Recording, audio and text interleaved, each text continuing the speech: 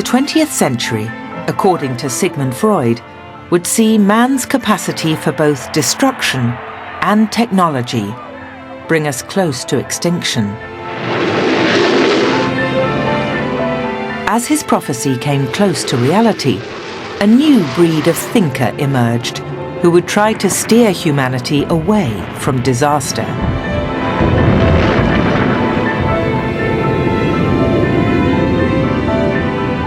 What is there in human nature that allows an individual to act without any restraints whatsoever? In this series, we'll dig deep into the BBC's archive to look at how thinkers used broadcasting to fight for humanity.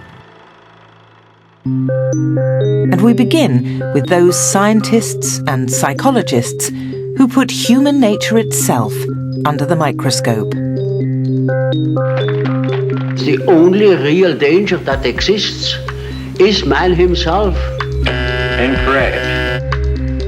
They would strip bare our subconscious, revolutionize the way we bring up our children. She knows Linus, doesn't she? Look to other cultures for guidance.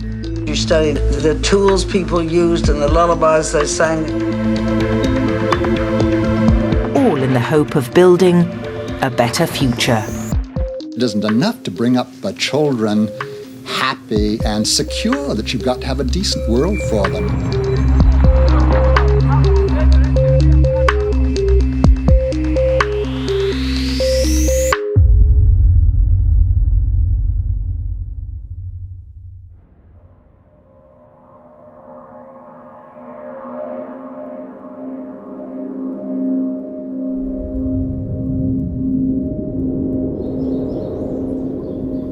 In 1938, as Europe stood on the brink of war, a refugee from Nazi-occupied Austria arrived in the leafy suburbs of Hampstead. Already viewed as one of the greatest thinkers of the 20th century, he had spent decades looking into the secrets of the human mind. His name was Sigmund Freud. Before Freud, humans had been seen as logical, intellectual beings. But Freud saw an irrational side to humanity, which he was determined to put on the couch.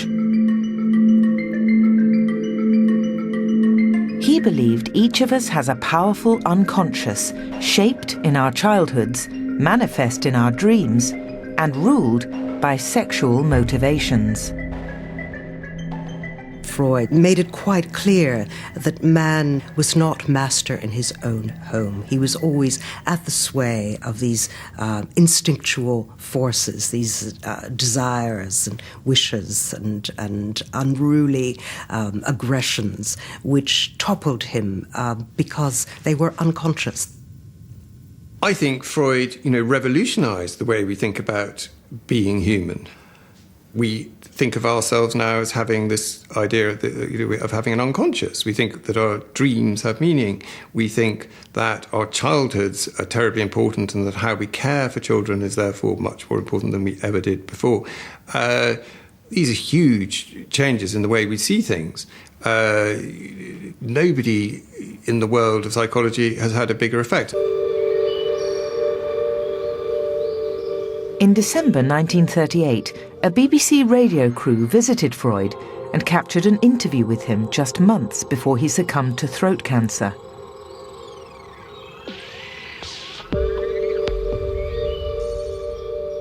In this, the only voice recording of Freud ever made, he modestly describes his achievements.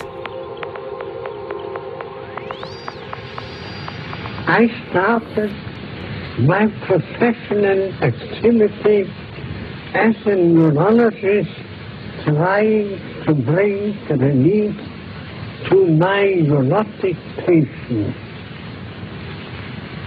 I discovered some important new facts about the unconscious in psychic life, the role of instinctual urges, and so on.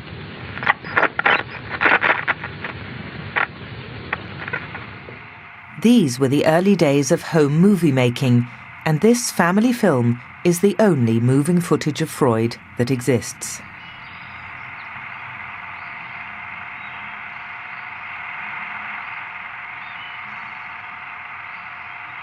The movies show Freud relaxing with his family, but towards the end of his life he grew increasingly concerned about the troubles in society. Over the course of his career, he built his theories into an all-encompassing work. The idea in Civilization and Its Discontents was that the sexual repression of individuals in the Western world would lead to the collapse of our society.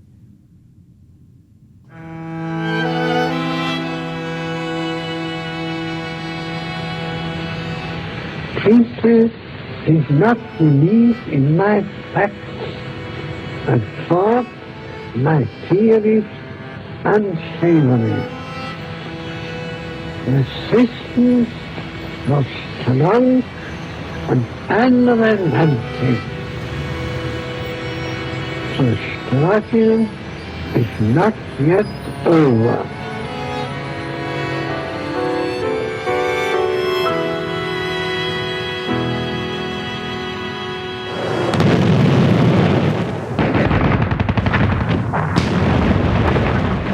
Freud died in the month that the Second World War began.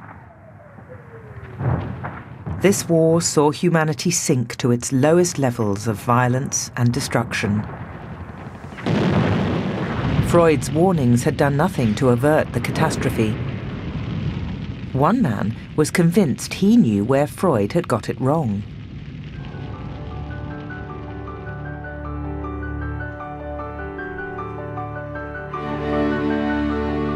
Carl Gustav Jung was a Swiss psychiatrist, 20 years Freud's junior.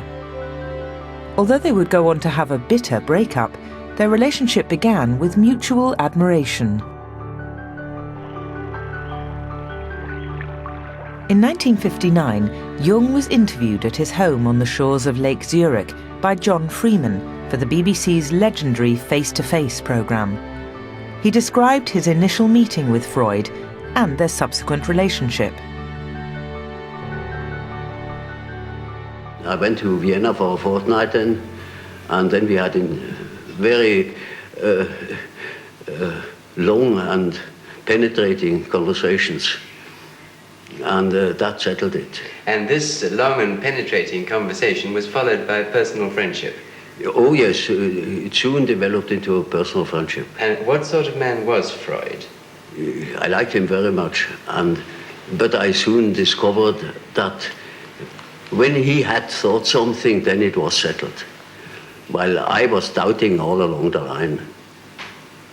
And it was impossible to discuss something really à fond.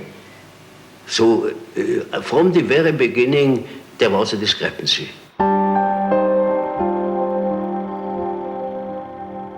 Revealing though this conversation was, Jung had explained more about the breakup with Freud in a BBC interview conducted 4 years earlier. For unknown reasons, this footage was shelved and remained buried for decades. When you're ready. I'm all right. In it, Jung describes how after 5 years' collaboration, he split from Freud. By 1912, I had acquired a lot of my own experience and a great deal of. I learned a great deal had learned a great deal from Freud, and then I saw certain things in a different light. And so you dissociated yourself from Freud? Well, yes, because I couldn't share his opinions or his convictions anymore.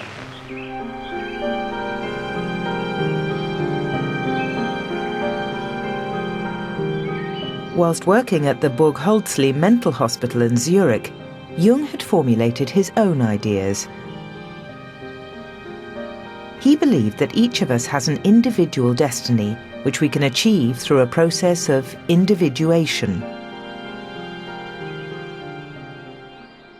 individuation is very much about how we become the whole self. So it's about the integration of the conscious and the unconscious and how we manage that to be us.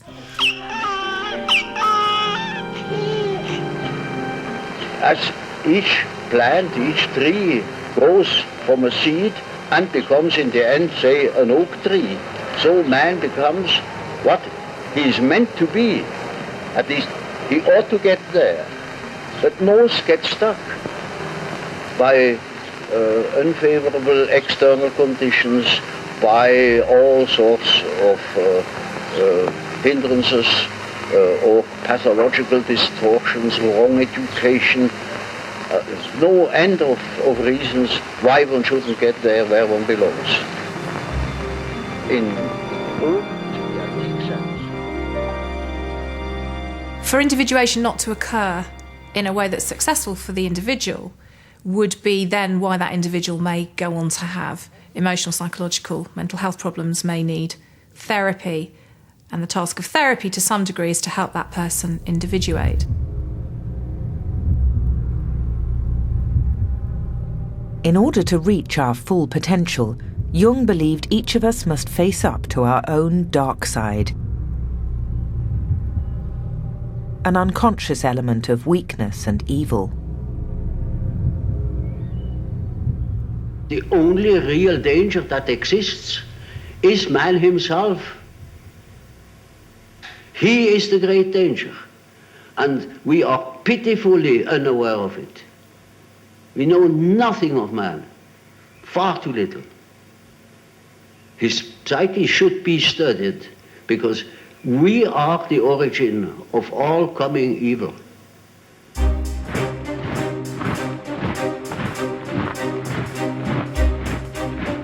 Whilst Jung thought that to avoid repeating the mistakes of the past, we must recognise the evil in each individual, another thinker would go on to find wickedness not in the individual, but in the very structure of society. Stanley Milgram was born in New York to Jewish parents who had emigrated from Eastern Europe in the 1920s. In his childhood, he was deeply affected by the plight of European Jews. Later, as a professor of psychology at Yale University, he began to ask unprecedented questions about the human capacity for cruelty.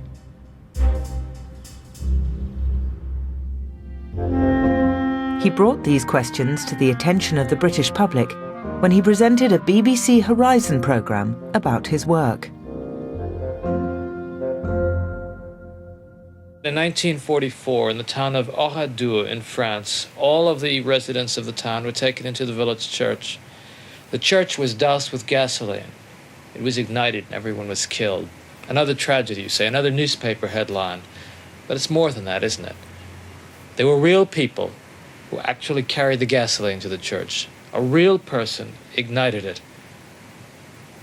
What is there in human nature that allows an individual to act without any restraints whatsoever, so that he can act inhumanely, harshly, severely, and in no way limited by feelings of compassion or conscience?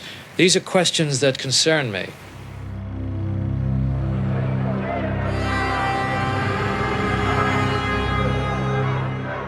Milgram wanted to know if there was something uniquely wicked about the Nazis.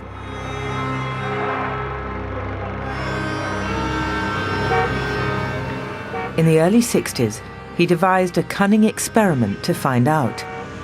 He planned to conduct the experiment in Germany, but first he recruited some ordinary Americans to test it out. When they got there, they were told it was an experiment on memory and learning, and they were paired with someone else and told one of them would be the teacher and one of them would be the learner. Would you open those and tell me which of you is which, please?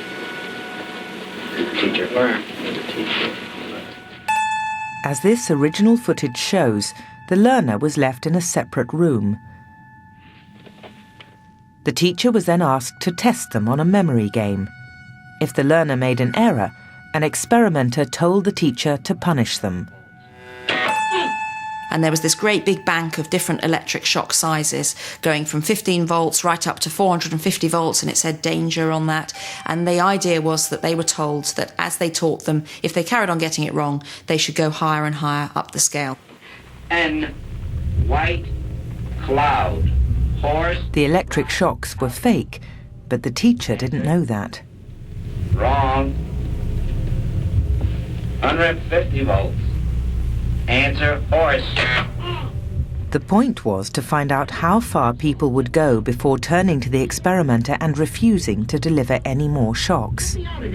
Continue, please. Go right on. I refuse to go on. Let me out. I wanted to know how people thought they would behave in this situation. And so I asked them to predict their own performance. And when people are asked to do this, they give a rather consistent answer. Well, I'd like to believe that as soon as I felt that the person was in pain, that I would probably stop. But I don't think that I could go to the end. Why not? It's another man. I wouldn't want it done to me. I'd go to 180, but no higher. I'd definitely walk out after 180. I'd like to think I wouldn't do it. Why not? Of course, you've got a choice in life to do whatever you know. You cannot have people telling you what you can and can't do when it comes to something that vital. But I'm not interested in opinions. I'm interested in how people actually behave. Milgram's results would stun the scientific community. 435 volts. Says danger, severe shock here. Next X on the next one. Continue, please. 435 volts. Next one, brain, woman, soldier, dog, horse. Answer is woman, 450 volts. That's it. What was amazing was that 65% of people who took part did go all the way and do the 450 volt electric shock, even though it said danger.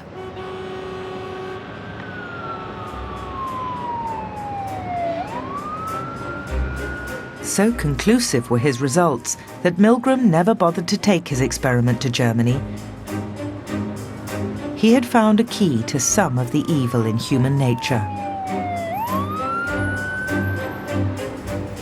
The main thing, of course, is that the person does not see himself as responsible for his own actions.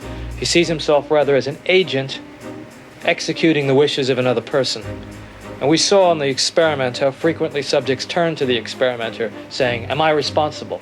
And as soon as he said they were not, they could proceed more easily. What have I learned from my investigations? It doesn't take an evil person to serve an evil system. Ordinary people are easily integrated into malevolent systems.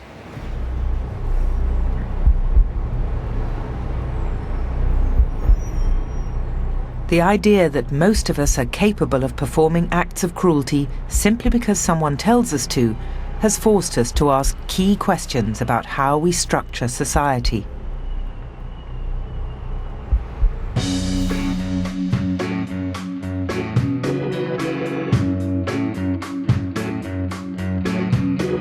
In Britain, a radical Glaswegian psychoanalyst, R.D. Laing, was using television to speak out about his views on the sickness in society. Their realities are different, yes. Laing's experiences in the psychiatric profession led him to believe that the word insanity was an overused and abused term, often given to individuals who simply didn't conform to the expectations of society.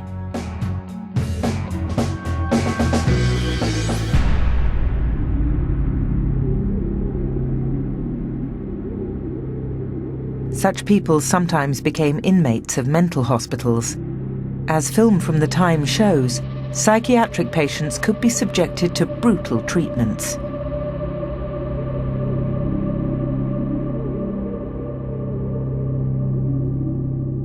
Psychiatry is a very violent branch of medicine indeed.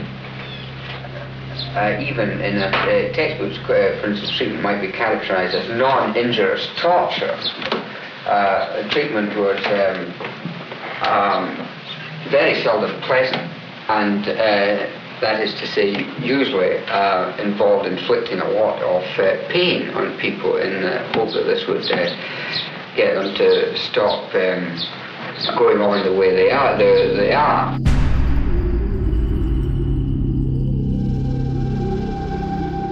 In those days, ECT was quite common. Straitjackets, padded cells, early tranquilizers, but it's what people used to call grug-em, slug-em, easy does 'em, and lacotomies and lobotomies. And so the whole range of treatments which he thought were absolutely, totally barbaric. Lang was a popular and persuasive lecturer who insisted that doctors should listen to their patients instead of abusing them. He believed that much of what we call insane behaviour could be explained by family circumstances and life experiences. To illustrate this, he cited the case of a 13-year-old girl who had been diagnosed as schizophrenic.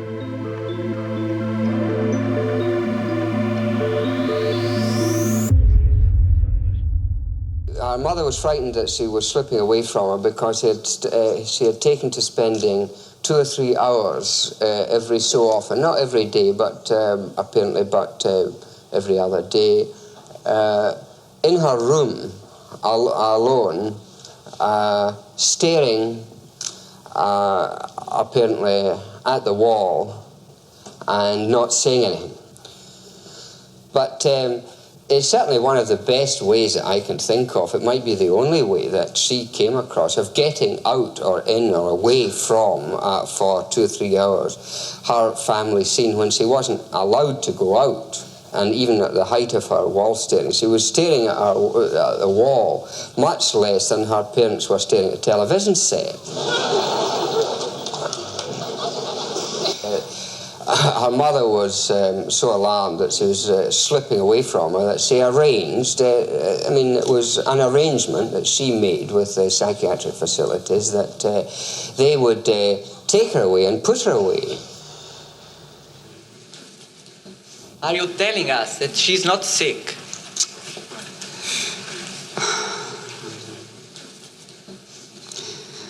Now, in order to answer that question, I'd have to start again and ramble on for another hour to convey that word, that there are some words that in relationship to such people, like sickness and madness and psychosis and neurosis, that have become in my mind so confused in their uses that I would prefer to withdraw them from the currency of my own discourse. So I don't want to apply that attribution to that girl.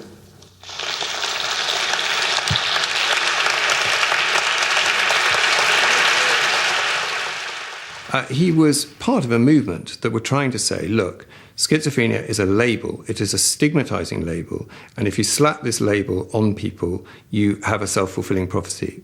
You can actually drive people crazy by treating them as if they're schizophrenic. If they're not.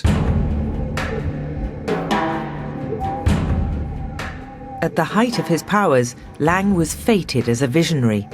But in later life, it seemed he began to struggle with his own dark side. Accusations of drunkenness and womanizing began to eclipse his work. Though he had written about the dangers of uncaring families, he himself had neglected his first family, leaving them in poverty. It's not an unfair stance to take, to say to him, wait a minute, you've written a book that seeks to tie in, on a very subtle level, schizophrenic behaviour of individuals to the family. So it seems a bit rich coming from somebody who is perceived to have treated his families in the way that he did. And I think that he has to take that on the chin. But we went through that. And so I don't have any sort of great personal grudge against him because I dealt with it with him when he was alive.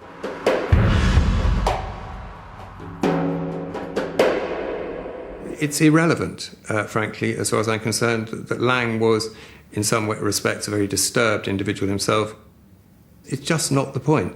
The point is he wrote those books, And certainly what we all take for granted now, that the abolition of psychiatric care in mental hospitals, the acceptance of the idea that we must be very, very careful about stigmatising or labelling people, these are a big part of that change was with R.D. Laing's writings.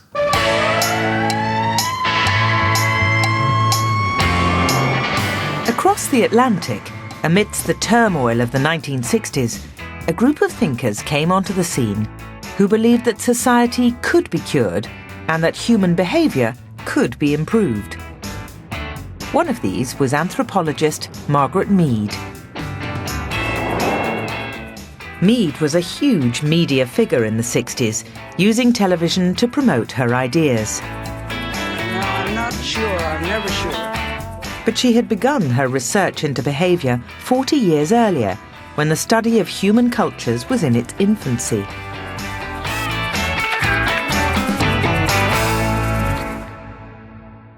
The word culture, in the anthropological sense, was hardly known then. Culture. The new anthropological sense was that you studied the whole shared, learned behavior of a group of people.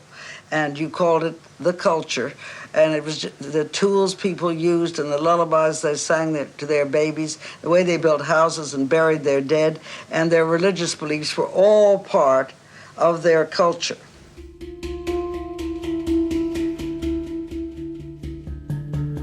Like Lang, Mead suspected that Western anxieties and problems were caused by the values of our society.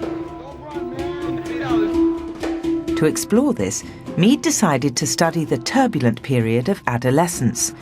She travelled to the most remote place she could find, Samoa. What Mead was interested in is it always true that adolescence is a period of turmoil in people's lives? Does every society have young people who behave badly or who are not controllable, or should we always be worrying about adolescence? And so she went and she talked to lots and lots of young people, particularly young girls, and got them to talk about what they were feeling, what they were experiencing, what they were hoping for, how they saw Samoan culture, Samoan society.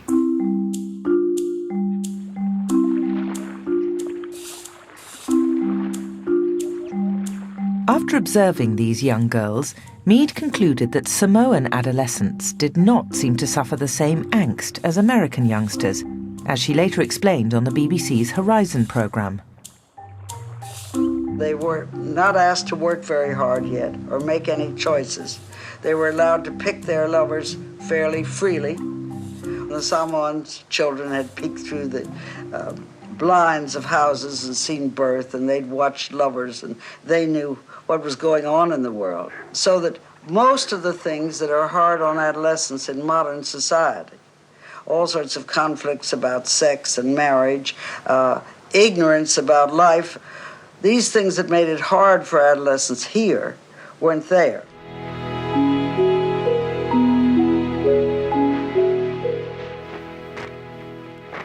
If the confusion and turmoil of adolescence were not evident in other cultures, then Mead concluded they were not necessary in Western culture either. Her description of a Samoan paradise of free love fueled the 1960s sexual revolution in the West. By the time she died, she was an American icon, and it seemed she had answered a key question about how to build a peaceful society.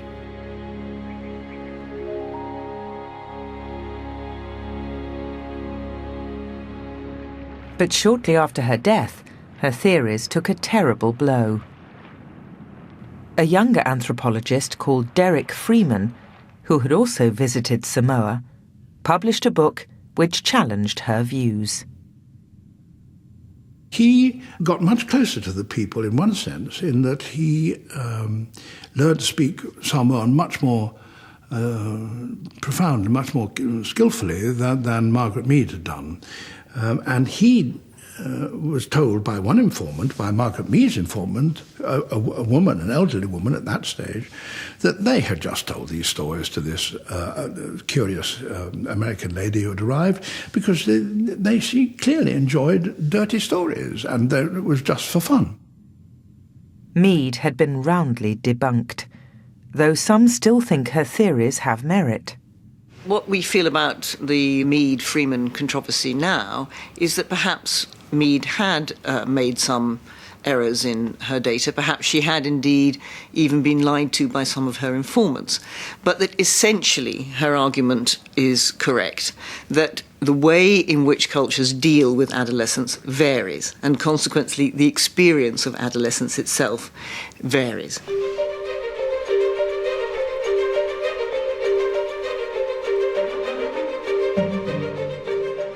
And Mead's work lives on in another great arena of life. When she became a mother, Mead chose not to conform to the traditional parenting model of the day, which demanded a rigid childcare regime. Instead, she imitated the easygoing approach used by Samoan mothers. She passed these ideas on to her paediatrician, little knowing that he would become the world's first ever childcare guru. His name was Dr. Benjamin Spock. Later, Spock wrote a book which changed forever the way we relate to our children. I think what's profoundly important about Spock is that he basically said to parents, you know more than you think you do. He actually empowered parents to be instinctive in their parenting and to feel able to nurture their child in a loving way without worrying that it was going to somehow spoil them or make them, lack any sort of moral fibre.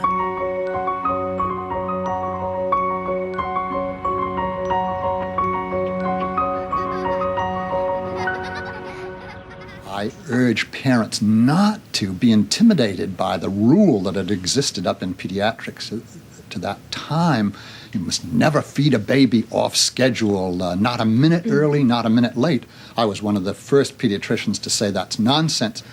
That rule made babies cry, but it was even harder on mothers. They bit their nails in anguish, waiting for the clock to say, this is the minute you can feed.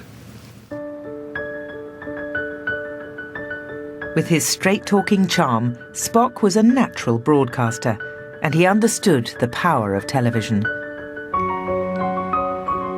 On the BBC's Tonight programme, he explained that the reason his philosophy had caught on was because it contradicted the standard childcare guidance. The general attitude was, look out, stupid, if you don't do exactly what I say, you'll kill your child.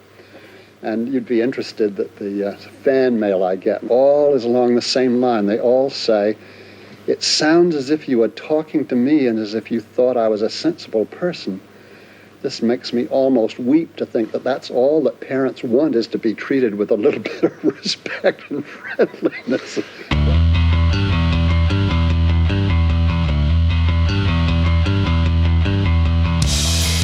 In later life, Spock turned his attention from paediatrics to politics.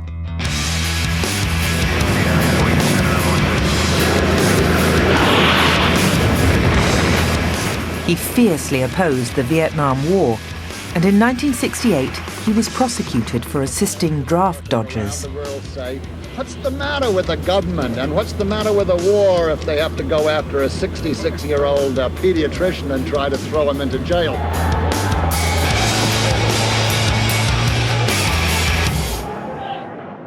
It isn't enough to bring up children happy and secure, that you've got to have a decent world for them. And this is why I've expanded my horizon.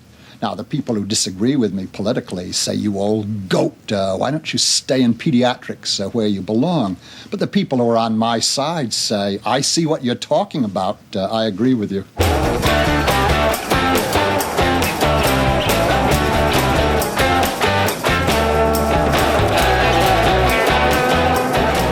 For Spock's generation, society could be cured by improving the way parents brought up their children. Ideas like this would be taken to extremes by a contemporary of Spock.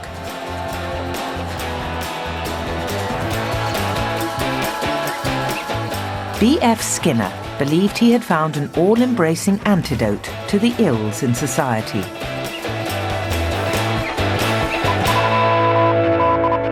I think today we have reached the point where not only can we dream about a better way of life, but we can make specific proposals. And that's where my own work comes in. I've been for 35 years concerned with behavior.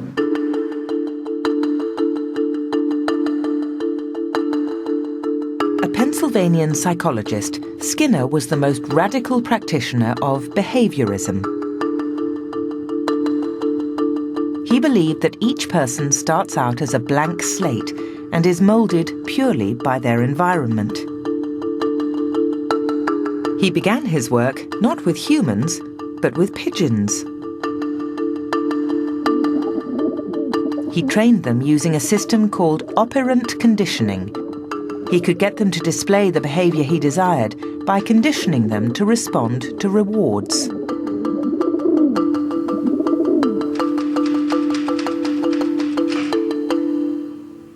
They would peck on the little button, and if they pecked the right number of times, they would get a reward, i.e. some seed. And so they soon learnt that they must peck 6 times and very fast, and they'd get the seed. And then they would do that again and again. And he could train them to do all sorts of things. I mean, he trained pigeons to play ping pong.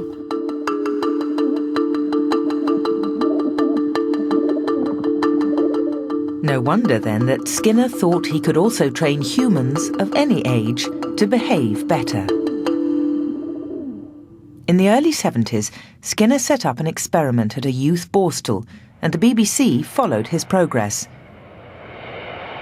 Here, Skinner describes the inmates at the start of the project. Few of them have had families they have lived with closely. Almost all have dropped out of school with little or no education. Few have ever held a job for any length of time, and all have violated the laws so often or so violently that it has been necessary to lock them up. In the borstal, basic food and accommodation were provided. Skinner's masterstroke was to introduce a reward system. If the youngsters behaved well and attended lessons, they could earn points and improve their living conditions. Your room was dirty a couple of days. Dirty? Then you went out of the cottage and properly dressed. I would like to. See if you can do a little better next week. All right? Yes, sir, but I really tried, sir. Okay, try a little harder. All right, sure. Points could be exchanged for more delicious food at meal times, admission to game rooms, the rental of a private room or television set, or even a short vacation away from the school. The results were dramatic. Boys who had been convinced by the school system that they were unteachable discovered that they were not. They learned reading, writing, and arithmetic and acquired manual skills. They did so without compulsion, and the hostile behavior characteristic of such institutions quickly disappeared.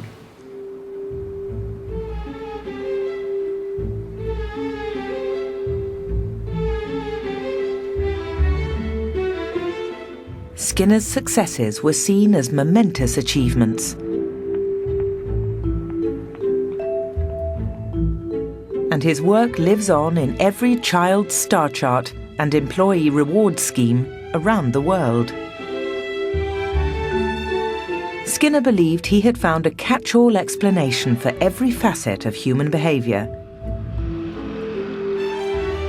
But when he turned his attention to language, he was to come very publicly unstuck. What's that there? What's that? At this time, many scientists were asking where our remarkable ability for learning speech comes from. There's a kangaroo. Skinner's answer was relatively straightforward. He said, language is acquired by a system of operant conditioning. That is to say, children come into the world, they cannot speak, they have no language, and they acquire it by imitation from their parents, and that is reinforced by a system of rewards and punishments, the kind of rewards that operate in daily life, and which parents give them without even knowing that they do so. This idea, and it's a persuasive idea, was challenged. Linguists of the day thought this was too simplistic and that more subtle forces were at work. In the early 70s, the BBC's Horizon programme decided to settle the debate. First, the old lady will talk. Skinner was asked to sit in on a language experiment designed to show that copying and rewards are not enough to make young children absorb complex grammar. Here, an older child is tested to see if she can copy what she has heard. So the dragon goes first. Lucy knows Linus, doesn't she? She knows Linus, doesn't she? But in another test, a younger child can't do it. You say whatever I say. Lucy is on the box. Lucy is on the box. Lucy's being on the box pleases me. Lucy's on the box pleases me. That Linus is lying down pleases me. That Linus is lying down pleases me. If I'm getting everything mixed up. Okay. Very good, Dragon. The little boy can fly an airplane. It appeared that small children could not copy everything they had heard, no matter how rewarding the experience. And now the old lady says, I am willing to admit that I cannot account for all the verbal behavior of a child, but I don't feel it's accounted for either by inventing some fictional explanation. I'm not suggesting that you do. I don't think you do. But I think the best thing is simply to say that there are still areas in which we're quite ignorant.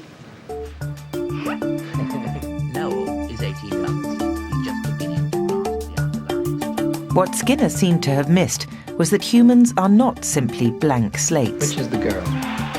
Each of us is born with innate qualities which affect our behaviour. In the latter part of the 20th century, a group of British thinkers emerged who would offer radical new ideas about what makes humans tick. These thinkers would take their cues not from humans, but from animals.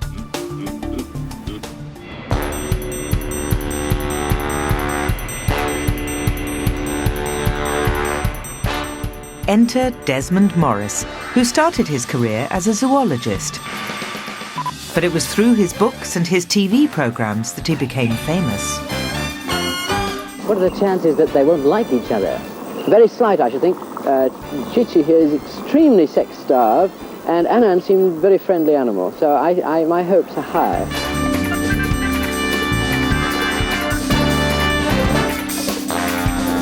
Here in the Mediterranean, about 7 years ago, I was sitting talking with a friend, and I was pointing out to him the way in which people behave. I said, look at that woman over there. She's folding her arms in a rather unusual way. And that couple over there, the way they're gesticulating could only come from this part of the world. And the way that old lady is clasping her hands. And as I was talking, he said, you know, you look at people the way a bird watcher looks at birds. And I said, yes, I suppose, in fact, you could call me a man watcher.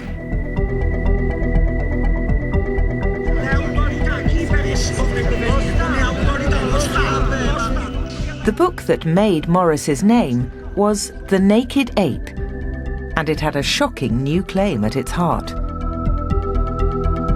Much of our normal human behaviour is derived from our animal ancestry. Despite mankind's great advances with abstract ideas and manufactured objects, we remain nonetheless creatures of vigorous animal action.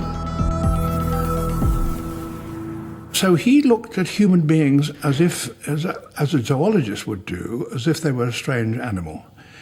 And they didn't listen to what he said. What did they actually do? And that produced some extraordinary insights into human behaviour, which a lot of people resented. They felt that it was actually reducing human beings to the status of animals.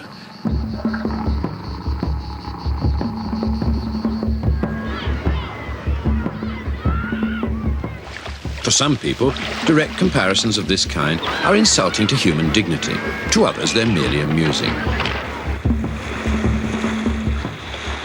But the man-watcher is quite serious when he sees people as animals. For him, this approach is in no way degrading. Whether we like it or not, we are animals and should be studied as such.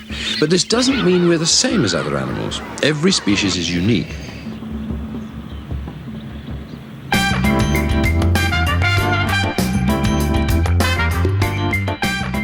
In 1976, Morris made the first of his numerous appearances on Parkinson and explained there what he believes we can learn from studying humans as if we're simply another animal.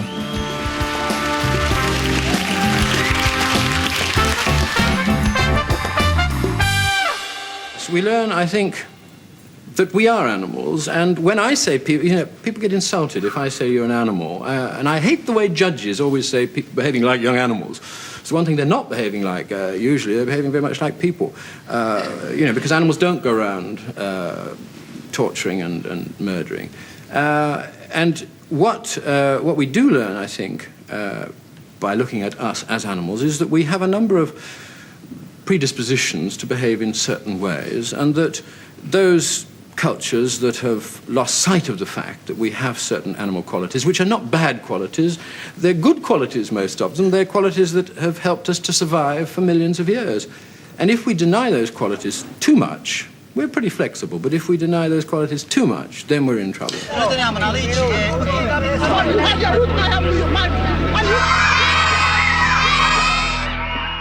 Morris showed that insights into human behaviour could be gleaned by looking at humans through the eyes of a zoologist. And the study of animals themselves would also reveal to us how our own nature works, as another of our thinkers would show us.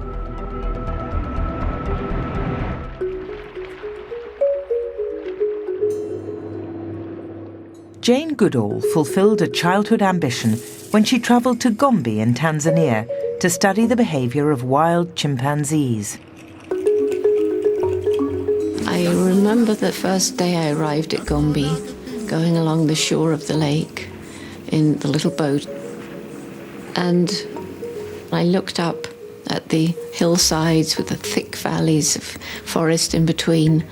And I remember thinking, how will I find the chimps? And I felt so tiny. Despite having no zoological training, Goodall did find them. Day after day, often alone in the jungle, she studied their behaviour, as she told Valerie Singleton on Blue Peter in 1971. Were you ever really very frightened? Sometimes I was frightened, especially of things like leopards. But it was the kind of life I'd always dreamed of myself living, and it was so fascinating that nothing could deter me. So you weren't put off at all. How long did it take you before you got really close to the chimps? It took 6 months before I could get to within 100 yards, and it was 2 years before I could make really close-up, detailed observations without them being scared.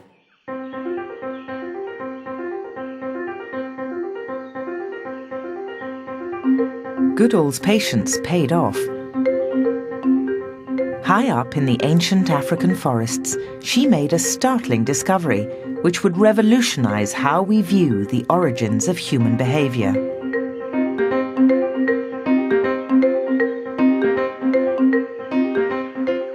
Archaeologists, in trying to define the difference between a human being and an ape, had said in years gone by that human beings actually made tools. And people thought that was a defining characteristic of human beings. Goodall's revelation came when she observed for the first time chimps making and using tools. I remember so vividly walking through the long, tangled vegetation. It had been raining. And I suddenly saw a black shape hunched over this beautiful golden colour of a termite mound. And I peered with my binoculars, and it was a male chimp with his back to me. And I could see his hand reaching out and picking pieces of grass, and then apparently poking them at the heap.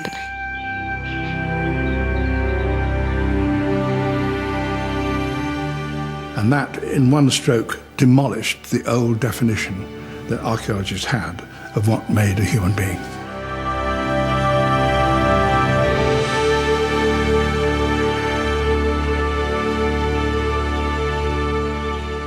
And Goodall noticed other human traits in chimpanzees,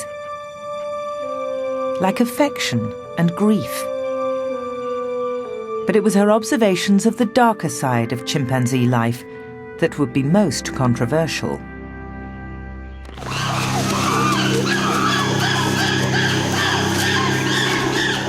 Goodall discovered chimps with violent behaviour patterns. Not everyone was pleased when she announced her findings. When I first began describing brutal aggression, there were certain scientists who actually criticized me for publishing it. They said that if these kind of facts were published, then certain irresponsible scientists and journalists would seize upon that information and say, that means that aggression is deeply rooted in our own human phylogenetic ancestry, if we concede a common ancestor 6 million years ago or so. And therefore, aggression, warfare, violence in our own species is inevitable.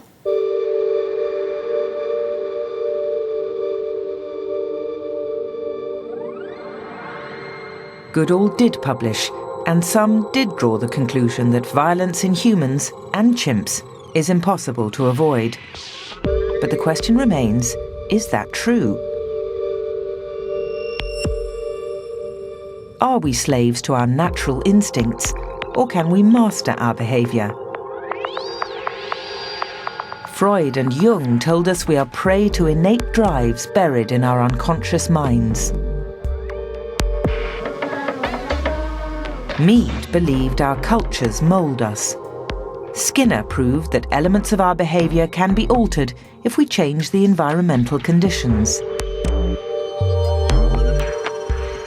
Morris and Goodall showed us how aspects of our behaviour are driven by our animal ancestry.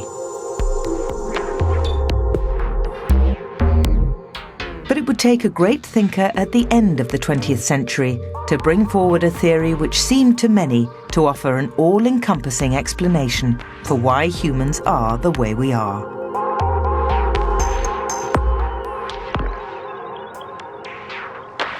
My name is Richard Dawkins. I'm a zoologist from Oxford. In 1976, Dawkins published one of the most successful science books of all time. The Selfish Gene was a radical updating of evolutionary theory. It was a view that we are just vehicles for our genes. It's the genes' interests that matters. It's not us. And that, he showed, has all sorts of new consequences for the way in which we view human behavior. And it was a wonderful and radical new vision set out in sparkling prose, and above it all, this wonderful, wonderful metaphor, the selfish gene.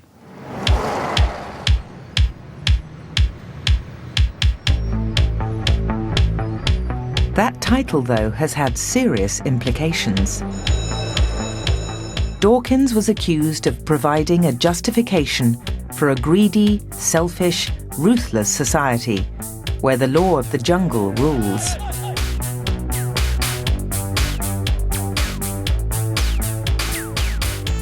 But Dawkins says that the book is not advocating selfishness.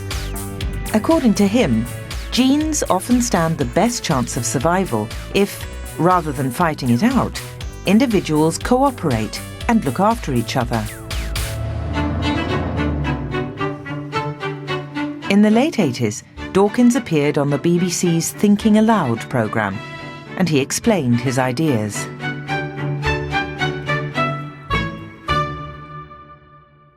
Individual human beings are there as machines for propagating their genes. And that is a kind of quasi-purpose. The language of purpose works in evolution. As you look at nature, you can see organisms as purposeful machines. They look as if they'd been constructed for a purpose of reproducing, passing on their genes. That's precisely what we are here for. Yes, I do. And Dawkins faced up to the charge that his book was about humankind's selfish nature. The selfish gene made very extravagant claims, at least to a general reader, about the selfish coding of our biological inheritance. The selfish gene never made claims about the selfishness of human psychology or any detailed claims about human psychology at all. To be sure, misinterpretations of the selfish gene have made just such claims. But what precise claims do you make about why did you call it that book? Why did you give it that title, excuse me? Because I was wanting to conjure up in the mind of the reader the image of the organism, including ourselves, as a machine for passing on genes. It's the selfish gene, but not the selfish individual. For Dawkins, then, humans are not simply selfish individuals who will do whatever it takes to reproduce our genes. Evolution has also given us big, complex brains, which means we can override our inbuilt genetic compulsions. In humans, the brain has taken over in such a big way that it becomes positively misleading to try to to explain human behavior in a simple-minded, naive vehicle for the genes kind of way. So you're not going to get anywhere if you say, well, what good does it do your genes to compose a symphony or write a book or score a goal in football? What governs how humans behave is an extremely complicated mixture of our genetically provided brains overlain by a massive infusion of culture.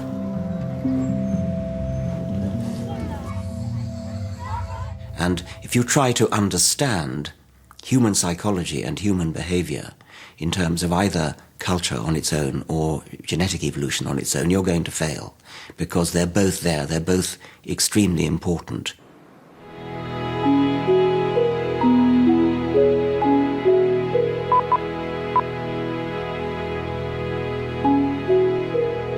This is where a century of inquiry into human behaviour, fought out on the airwaves, has brought us.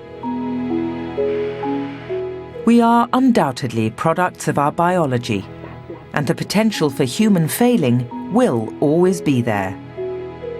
But that doesn't mean we're slaves to our nature. The sophistication of the human brain and the ways in which we live together have given us the power to recognize and master our worst impulses. This, after all, is what being human is all about.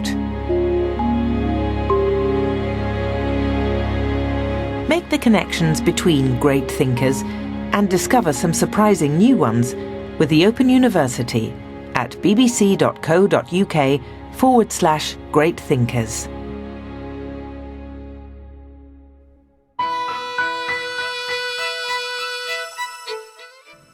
And the second part of Great Thinkers is back at the same time next week. Coming up next this evening here on BBC4, Benedict Cumberbatch stars in the original drama Hawking. Stay with us.